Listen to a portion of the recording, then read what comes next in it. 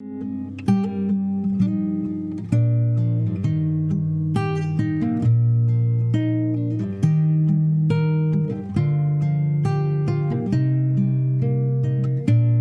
meus irmãos, minhas irmãs. Estamos hoje reunidos nessa quinta-feira, dia 23 de julho.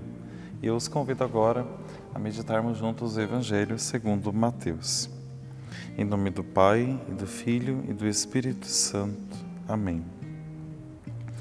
Naquele tempo, os discípulos aproximaram-se e disseram a Jesus: Por que tu falas ao povo em parábolas? Jesus respondeu: Porque a vós foi dado o conhecimento dos mistérios do reino dos céus, mas a eles não é dado. Pois a pessoa que tem será dado ainda mais e terá em abundância. Mas a pessoa que não tem será tirada até o pouco que tem. É por isso que eu lhes falo em parábolas.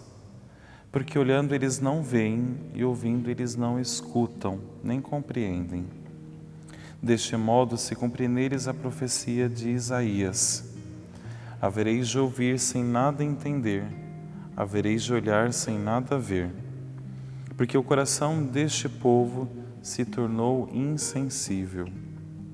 Eles ouviram com má vontade e fecharam os seus olhos, para não ver com os olhos, nem ouvir com os ouvidos, nem compreender com o coração, de modo que se convertam e eu os cure. Felizes sois vós, porque vossos olhos veem, vossos ouvidos ouvem. Em verdade vos digo, muitos profetas e justos desejaram ver o que vedes e não viram, desejaram ouvir o que ouvis e não ouviram. Palavra da salvação, glória a vós, Senhor. Hoje, entre esse tema, o tema das parábolas de Jesus. O que eram essas parábolas? Eram histórias, com um grande ensinamento. Sempre sabe aquela história que tem uma moral? Pois é, as parábolas de Jesus sempre traziam por trás um grande ensinamento e tinham um impacto muito profundo na vida das pessoas. Eram histórias mais conhecidas do povo, com elementos do seu cotidiano, e todo mundo entendia. Jesus fala da mulher que perde uma moeda de prata, do pastor que perde uma ovelha. Então ele vai contando várias parábolas: a parábola do bom samaritano, a parábola do filho pródigo, que a gente conhece muito bem, tudo para trazer um grande, um profundo ensinamento. Só que quando a gente ouve aqui nesse evangelho Jesus falando, parece que dá a impressão de que as parábolas são para confundir as pessoas, são para que eles, na verdade, não entendam, mas não é isso. O que acontece? As parábolas são histórias acessíveis para todos, para os sábios, os entendidos, os letrados e também para as pessoas simples do campo. Só que aqui que está a grande questão. Todos entendiam, a todos era acessível a palavra de Deus.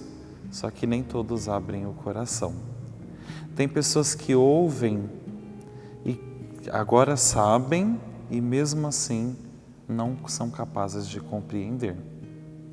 Já aconteceu com você de você explicar uma coisa para alguém, você explica, você dá exemplos, mas você percebe que a pessoa ela não quer entender o que você está dizendo?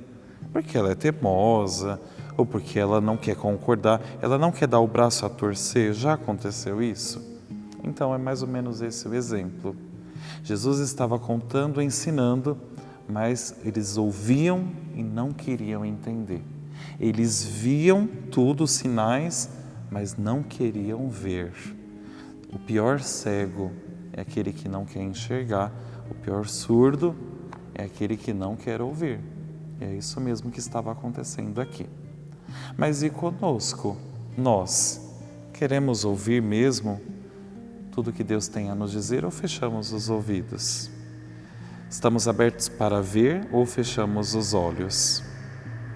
Fiquemos muito atentos com isso para fugir dessas tentações. A tentação de ouvir a palavra, mas não é comigo não, sabe? De ter uma coisa, a gente Sabe o cristão pato? Você já ouviu essa expressão, cristão pato? O que acontece com o pato? O pato entra na lagoa, né? Aí ele se molha.